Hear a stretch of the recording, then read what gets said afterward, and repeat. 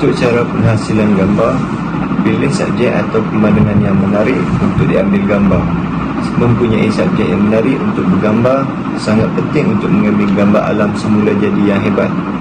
Berhati-hati dengan tumbuhan, pokok, haiwan, serangga, badan air, formasi batuan dan subjek alam lain yang boleh ambil gambar. Kenal pasti elemen terpenting dalam pemandangan. Ini mungkin sesuatu yang kecil seperti burung atau bunga, atau mungkin lebih besar seperti gunung atau sungai. Cari tahu apa yang paling anda minati di tempat kejadian sehingga anda dapat menyelahkannya. Susun pemandangan anda di grid 3 hingga 3 khayalan. Elakkan memusatkan subjek anda ke dalam bingkai kerana ini boleh menyebabkan pemandangan membosankan. Bayangkan pemandangan anda mempunyai grid 3 hingga 3 di seberang dan gerakkan lensa kamera anda untuk meletakkan subjek anda di dalam grid dengan cara yang kelihatan menarik bagi anda. Makna di sebalik gambar ini ialah antara maknanya ialah ketenangan, keindahan, kedamaian, keseronokan dan kebahagiaan. Makna-makna tersebut kontradik dengan masalah stres. Maka gambar ini dapat menghilangkan stres. Baiklah, yang seterusnya, apakah kesan di sebalik gambar sea view ini? Okey, yang pertamanya, kesan di sebalik gambar sea view ini ia akan memberikan sesuatu perasaan yang tenang di dalam minda dan juga jiwa seseorang itu. Dan yang keduanya, ia akan memberikan dapat menghilangkan suatu perasaan stres ataupun tekanan dan juga bebanan yang dirasai oleh seseorang itu dengan hanya melihat gambar pemandangan laut ini. Okey, macam mana ia boleh menghilangkan perasaan itu? Sebagai contohnya, saya sendiri pun apabila saya merasakan stres ataupun saya merasakan diri saya ini dalam tekanan, saya akan melihat balik gambar laut ataupun gambar laut yang saya tangkap sendiri ataupun di dalam internet.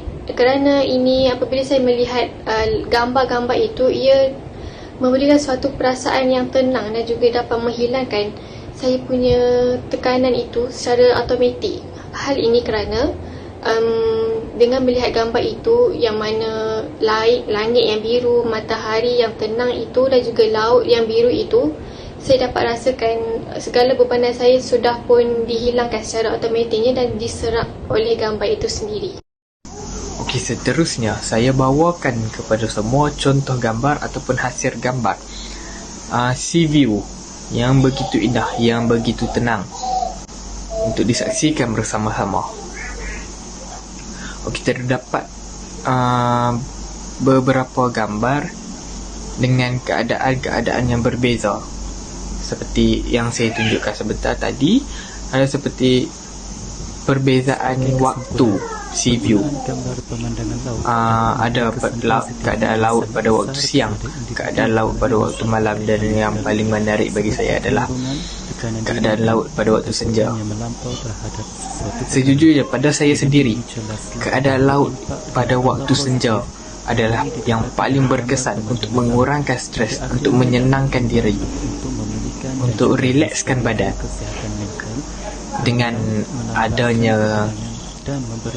terbenamnya matahari yang menghasilkan keadaan sekeliling menjadi oranye kemerahan. Jadi itulah momen yang paling baik untuk mengurangkan stres.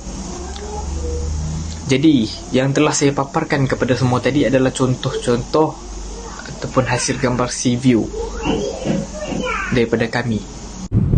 Sebagai kesimpulan, penggunaan gambar pemandangan laut dapat memberi kesan positif yang sangat besar kepada individu yang mengalami masalah berkaitan mental seperti kemurungan, tekanan diri dan ketakutan yang melampau terhadap sesuatu perkara. Dengan ini jelaslah bahawa impak dan aura positif yang boleh didapati dari gambar pemandangan laut pada akhirnya dapat membantu untuk memulihkan dan juga menstabilkan kesihatan mental, kerana laut melambangkan ketenangan dan memberi rasa tenang serta lebih